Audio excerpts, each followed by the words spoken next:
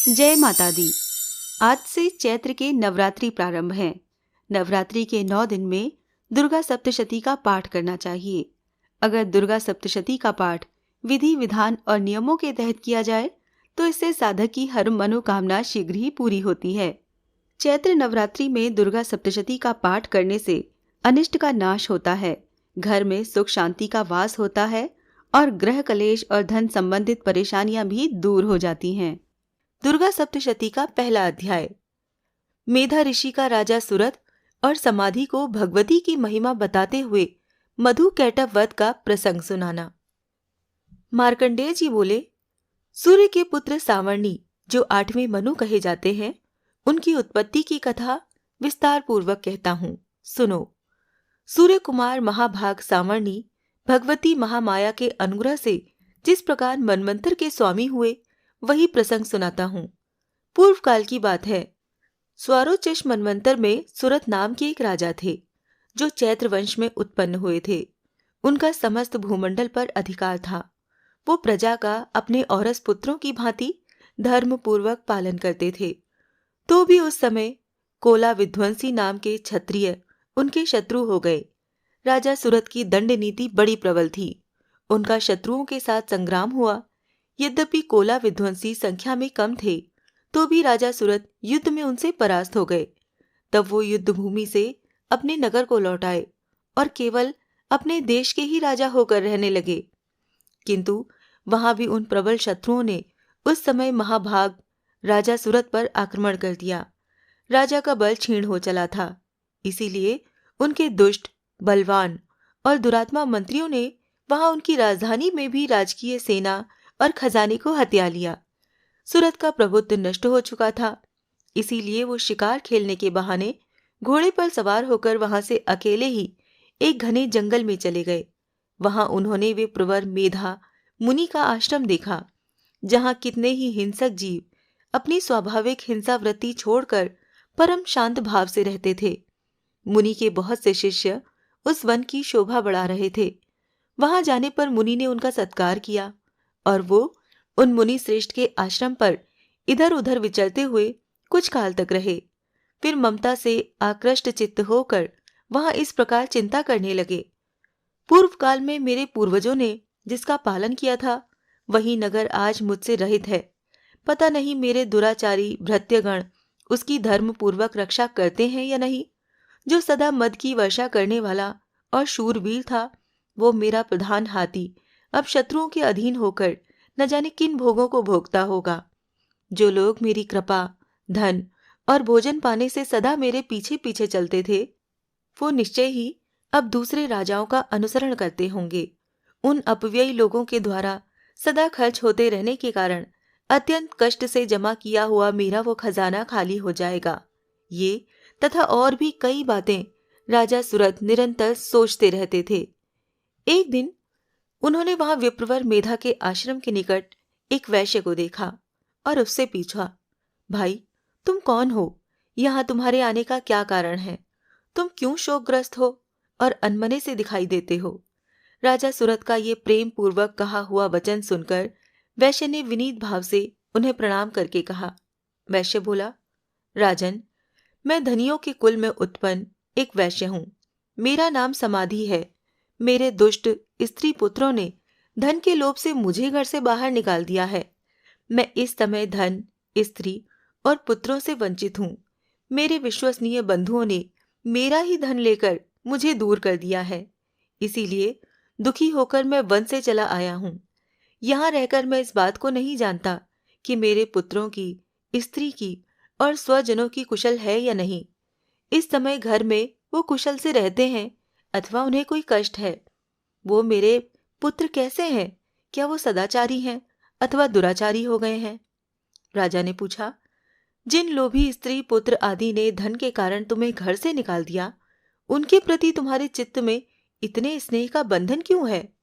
वैश्य बोला, आप मेरे विषय में जैसी बात कहते हैं वो सब तो ठीक है, किंतु क्या करूं, मेरा मन निष्ठुरता नहीं धारण करता। जिन्होंने धन के लोभ में पड़कर पिता के प्रति स्नेह, पति के प्रति प्रेम और आत्मीय जन के प्रति अनुराग को तेजांजलि देकर मुझे घर से निकाल दिया है, उन्हीं के प्रति मेरे हृदय में इतना स्नेह है। महामते, गुणहीन बंधुओं के प्रति भी जो मेरा चित्त इस प्रकार प्रेम मग्न हो रहा है कि क्या है, इस बात को मैं जानकर भी नहीं जान पाता। उनके लिए मैं लंबी सांसें ले रहा हूं और मेरा हृदय अत्यंत दुखित हो रहा है। उन लोगों में प्रेम का सर्वथा अभाव है, तो भी उनके प्रति जो मेरा मन निष्ठुर नहीं हो पाता, इसके लिए क्या करूं?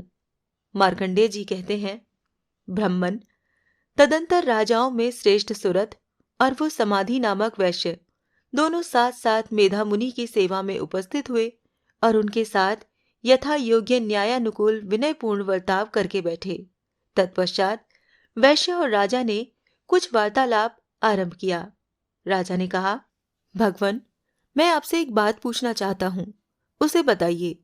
मेरा चित्त अपने अधीन न होने के कारण वो बात मेरे मन को बहुत दुखी देती है। जो राज्य मेरे हाथ से चला गया है, उसमें और उसके संपूर्ण अंगों में मेरी ममता बनी हुई है। मुनिश्रेष्ठ, ये जानते हुए भी कि वो अब मेरा नहीं है, अज्ञानी की भांति मुझे उसके लिए दुख होता है।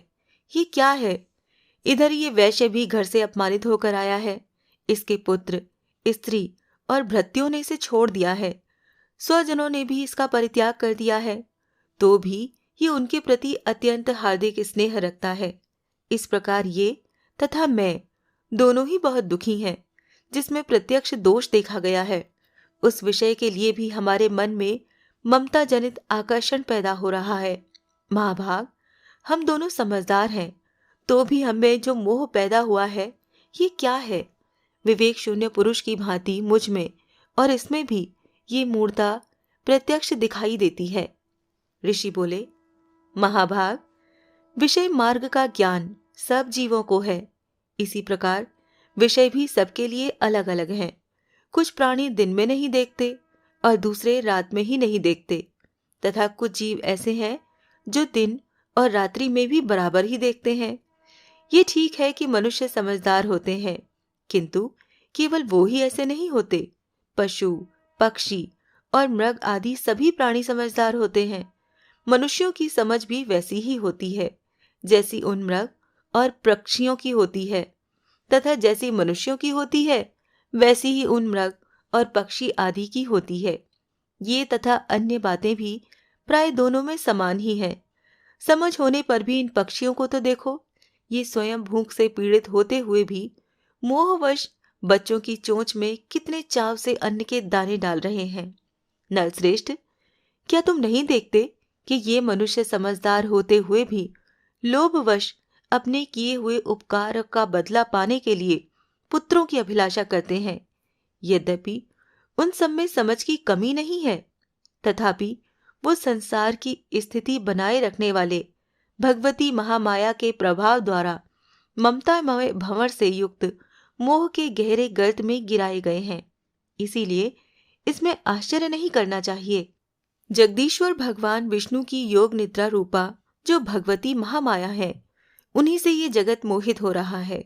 वो भगवती महामाया देवी ज्ञानियों के भी चित्त को बलपूर्वक खींचकर मोह में डाल देती हैं। वो ही इस संपूर्ण चराचर जगत की सृष्टि करती हैं, तथा वो ही प्रसन्न होने पर मनुष्यों को मुक्ति के लिए वरदान देती हैं। वो ही परा विद्या, संसार बंधन और मोक्ष की हेतुभूता सनातनी देवी तथा संपूर्ण ईश्वरों की भी अधीश्वरी हैं। राजा ने पूछा, भगवन, जिन्हें आप महामाया कहते हैं, वो देवी कौन है? ब्रह्मन, उनका आविर्भाव कैसे हुआ तथा उनके चरित्र कौन कौन है? ब्रह्मवेत्ताओं में श्रेष्ठ महर्षि उन देवी का जैसा प्रभाव हो, जैसा स्वरूप हो और जिस प्रकार प्रादुर्भाव हुआ हो, वो सब मैं आपके मुख से सुनना चाहता हूँ। ऋषि बोले, राजन, वास्तव में तो वो देवी नित्य स्वरूपा ही है। संपूर्ण जगत उन्हीं का रूप है तथा उन्होंने समस्त विश्व को व्याप्त कर रखा है। तथापि उनका प्राकट्य अनेक प्रकार से होता है। वो मुझसे सुनो। यद्यपि वो नित्य और अजन्मा है, तथापि जब देवताओं का कार्य सिद्ध करने के लिए प्रकट होती हैं, उस समय लोक में उत्पन्न हुई कहलाती हैं।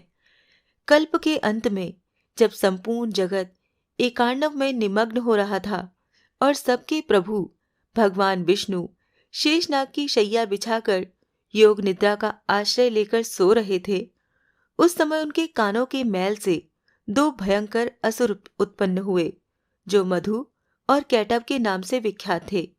वो दोनों ब्रह्मा जी का वध करने को तैयार हो गए। भगवान विष्णु के नाभि कमल में विराजमान प्रजापति ब्रह्मा जी ने जब उन दोनों भयानक असुरों को अपने पास आया और भगवान को सोया हुआ देखा, तब एकाग्र चित्त होकर उन्होंने भगवान विष्णु को जगाने के लिए उनके नेत्रों में निवास करने वाली योग निद्रा का स्तवन आरंभ किया, जो इस विश्व की अधीश्वरी, जगत को धारण करने वाली, संसार का पालन और संहार करने वाली तथा तेज स्वरूप भगवान विष्णु की अनुपम शक्ति हैं। उन्हीं भगवती निद्रा देवी की भगवान ब्रह्मा स्तुति करने लगे। ब्रह्मा जी ने कहा, देवी, तुम ही स्वाहा, तुम ही स्वधा और तुम ही वशटकार हो। स्वर भी तुम्हारे ही स्वरूप है। तुम ही जीवनदायिनी सुधा हो। नित्य अक्षय प्रणव में अकार, उकार, मकार इन तीन मात्राओं के रूप में तुम ही स्थित हो तथा इन तीन मात्राओं के अतिरिक्त जो बिंदु रूपा नित्य अर्ध मात्रा है, जिसका विशेष रूप से उच्चारण नहीं किया जा सकता, वो भी तुम ही हो। देवी, तुम ही संध्या, सावित्री और परम जननी हो। देवी, तुम ही इस विश्व ब्रह्मांड को धारण करती हो। तुमसे ही इस जगत की सृष्टि होती है, तुम ही से इसका पालन होता है और सदा तुम ही कल्प के अंत में सबको अपना ग्रास बना लेती हो। जगन्मयी देवी, इस जगत की उत्पत्ति के समय तुम सृष्टि रूपा हो, पालन काल में स्थित रूपा हो तथा कल्पांत के समय संहार रूप धारण करने वाली हो। तुम ही महाविद्या, महामाया, महामेधा, महास्मृति, महामोह रूपा, महादेवी और महासुरी हो। तुम ही तीनों गुणों को उत्पन्न करने वाली सबकी प्रकृति हो। भयंकर काल रात्रि, महारात्रि और मोहरात्रि भी तुम ही हो। तुम ही श्री, तुम ही ईश्वरी, तुम ही और तुम ही बोध स्वरूपा बुद्धि हो। लज्जा, पुष्टि, तुष्टि, शांति और क्षमा भी तुम ही हो। तुम खड्ग धारिणी, शूल धारिणी, घोर रूपा तथा गदा, चक्र, शंख और धनुष धारण करने वाली हो। बाण, भुशुंडी और परिघ ये भी तुम्हारे अस्त्र हैं। तुम सौम्य और सौम्यतर हो। इतना ही नहीं, जितने भी सौम्य और सुंदर पदार्थ हैं, उन सबकी अपेक्षा तुम अत्यधिक सुंदरी हो। पर और अपर, सबसे परे रहने वाली परमेश्वरी तुम ही हो। सर्व स्वरूपे देवी, कहीं भी सत असत जो कुछ वस्तुएं हैं और उन सबकी जो शक्ति है, वो तुम ही हो। ऐसी अवस्था में तुम्हारी स्तुति क्या हो सकती है, जो इस जगत की सृष्टि, पालन और संहार करते हैं। उन भगवान को भी जब तुमने निद्रा के अधीन कर दिया है, तब तुम्हारी स्तुति करने में यहाँ कौन समर्थ हो सकता है। मुझको, भगवान शंकर को तथा भगवान विष्णु को भी तुमने ही शरीर धारण कराया है, अतः तुम्हारी स्तुति करने की शक्ति किसमें है। देवी, तुम तो अपने इन उदार प्रभावों से ही प्रशंसित हो। ये जो दोनों दुर्धर्ष असुर मधु और कैटब हैं, इनको मोह में डाल दो और जगदीश्वर भगवान विष्णु को शीघ्र ही जगा दो। साथ ही इनके भीतर इन दोनों महान असुरों को मार डालने की बुद्धि उत्पन्न कर दो।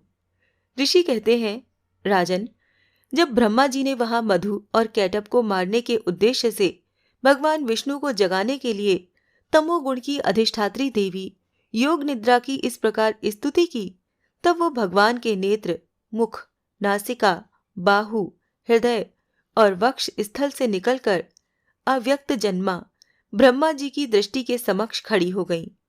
योग निद्रा से मुक्त होने पर जगत के स्वामी भगवान जनार्दन उस एकार्णव के जल में शेषनाग की शैया से जाग उठे। फिर उन्होंने उन दोनों असुरों को देखा।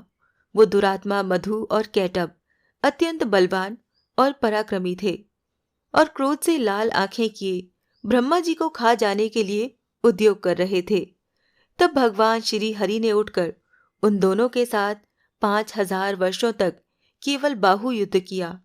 वो दोनों भी अत्यंत बल के कारण उन्मत्त हो रहे थे।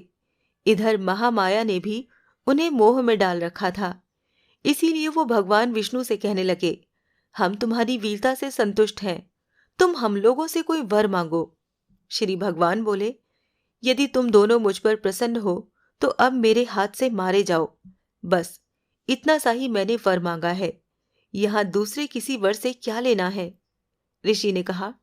इस प्रकार धोखे में आ जाने पर जब उन्होंने संपूर्ण जगत में जल ही जल देखा, तब कमल नयन भगवान से कहा, जहां पृथ्वी जल में डूबी हुई न हो, जहां सूखा स्थान हो, वहीं हमारा वध करो। ऋषि कहते हैं, तब तथास्तु कहकर शंख, चक्र और गदा धारण करने वाले भगवान ने उन दोनों के मस्तक अपनी जांघ पर रखकर चक्र से काट डाले। इस प्रकार ये देवी महामाया ब्रह्मा जी की स्तुति करने पर स्वयं प्रकट हुई थीं। अब पुनः तुमसे उनके प्रभाव का वर्णन करता हूं, सुनो। दुर्गा सप्तशती का पहला अध्याय यहीं पर संपन्न होता है। जय माता दी।